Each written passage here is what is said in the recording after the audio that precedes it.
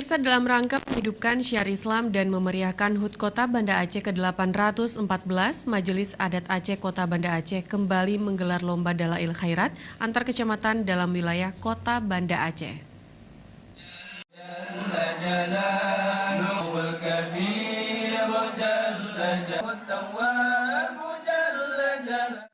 Agenda tahunan MAA Banda Aceh tersebut dibuka secara resmi oleh Sekretaris Daerah Kota Banda Aceh, Bahagia, mewakili Wali Kota Banda Aceh Aminullah Usman.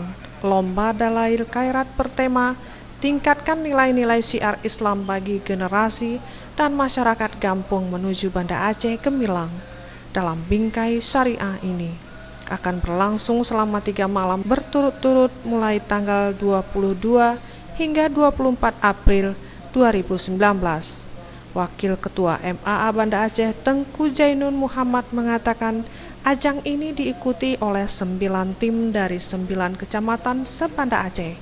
Sebagai hadiah lomba diberikan trofi plus dana pembinaan. Untuk juara 1 diberikan trofi dan dana bantuan pembinaan sebesar 6,1 juta rupiah. Juara 2 trofi dan dana pembinaan 5,1 juta rupiah dan juara 3 trofi plus dana sebesar 4,1 juta rupiah. Tujuan dari kegiatan perlombaan Dalail Khairat ini sebenarnya itu satu jalan pertama sekali untuk melancarkan membaca Al-Quran.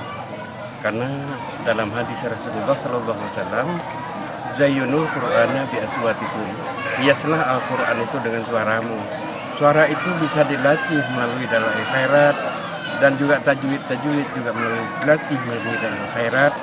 Nampaknya kalau yang lain agak sulit untuk memperbaca Al-Quran tanpa ada latihan dari Dalail Khairat ini.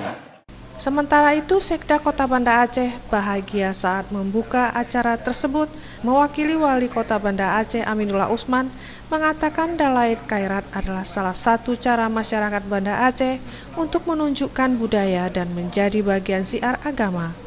Pemerintah Kota Banda Aceh berharap kegiatan ini menjadi salah satu bagian penting dalam upaya merawat dan melestarikan budaya.